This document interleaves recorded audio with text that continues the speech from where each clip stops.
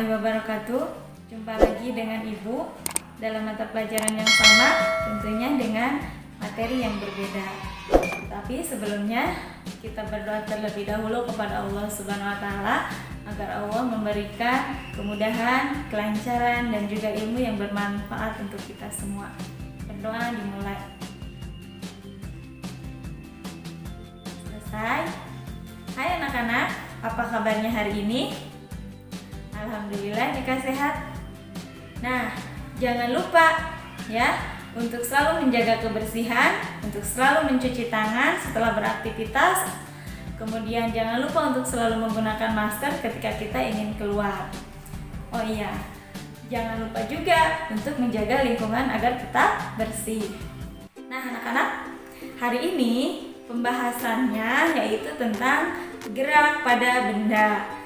Tujuannya ya, peserta didik mampu memahami tentang gerak lurus. Peserta didik mampu memahami tentang gerak lurus beraturan, baik dari ciri-cirinya maupun dari sifat-sifatnya. Nah, sebelum kita memulai pembelajarannya, kita simak tayangan berikut ini.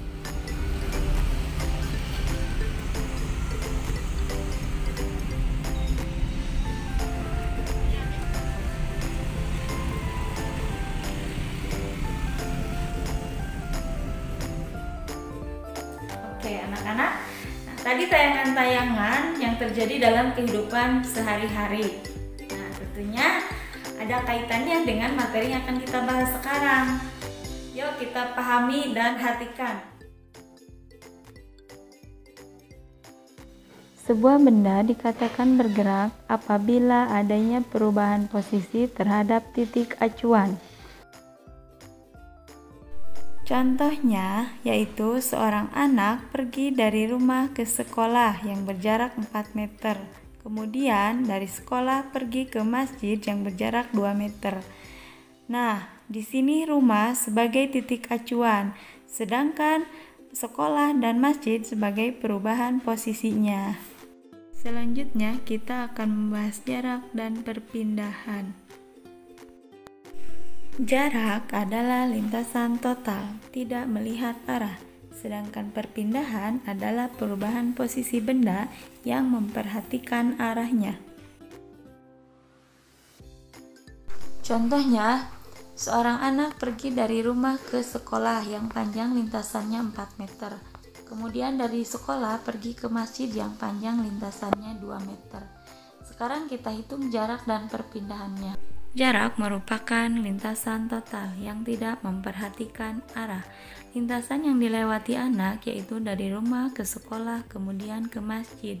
Sehingga untuk mencari jarak, panjang lintasan dari rumah ke sekolah sebesar 4 meter. Ditambah panjang lintasan dari sekolah ke masjid sebesar 2 meter. Sehingga totalnya sama dengan 6 meter. Sekarang perpindahan. Perpindahan merupakan perubahan posisi yang memperhatikan arah.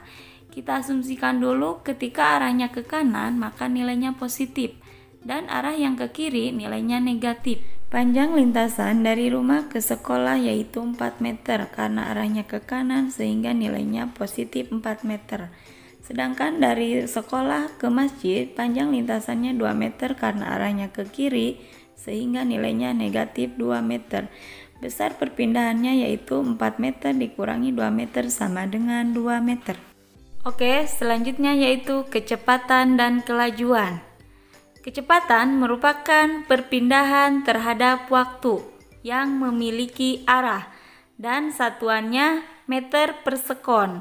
Kemudian, kelajuan merupakan jarak terhadap waktu dan tidak memiliki arah yang memiliki satuan sama dengan kecepatan yaitu meter per sekon. Contohnya yaitu seorang anak pergi dari rumah ke sekolah berjarak 4 meter dalam waktu 2 sekon. Berapakah besar kelajuannya? Kita jawab, diketahui jarak 4 meter dalam waktu 2 sekon. Kemudian ditanyakan kelajuan. Kelajuan memiliki persamaan yaitu jarak dibagi waktu. Karena jaraknya 4 meter dan waktunya 2 sekon, sehingga kelajuannya 4 dibagi 2 sama dengan 2 meter per sekon. Oke, kita lihat contohnya. Seorang anak berjalan ke kanan sejauh 5 meter, lalu berjalan lagi ke kanan sejauh 6 meter, lalu berjalan lagi ke kiri sejauh 1 meter dalam waktu 10 sekon. Berapakah besar kecepatan anak tersebut saat berjalan? Oke, kita lihat lintasannya 5 meter ke kanan, 6 meter ke kanan, dan 1 meter ke kiri. Perpindahan itu memperhatikan arah ya, yang ke kanan bernilai positif dan yang ke kiri bernilai negatif. Maka besar perpindahannya plus 5 meter plus 6 meter min 1 meter sama dengan 10 meter karena nilainya positif, arahnya ke kanan. Oke, kita lanjutkan. Diketahui perpindahan hasil tadi kita cari yaitu 10 meter dalam waktu 10 sekon.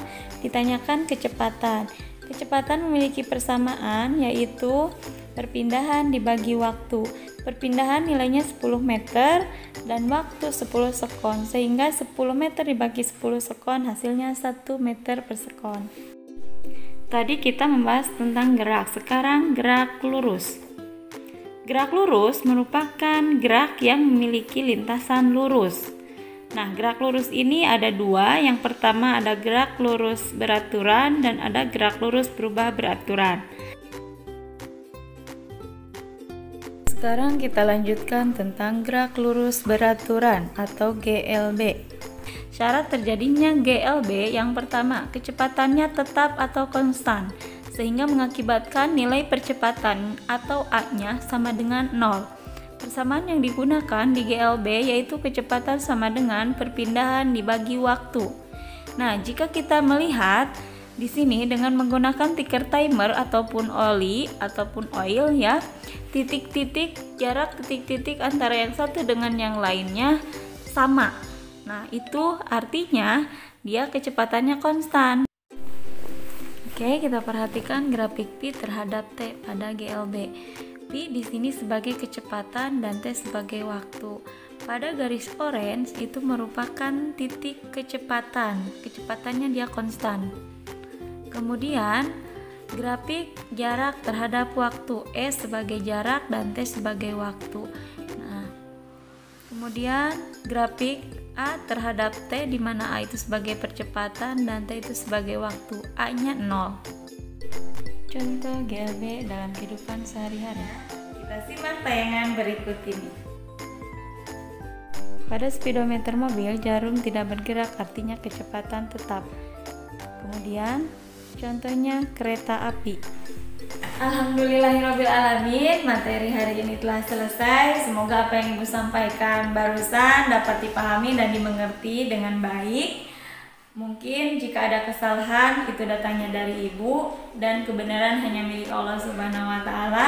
Wallahu a'lam bishawab. Mari kita tutup materi pembelajaran hari ini dengan membaca kifaratul majelis.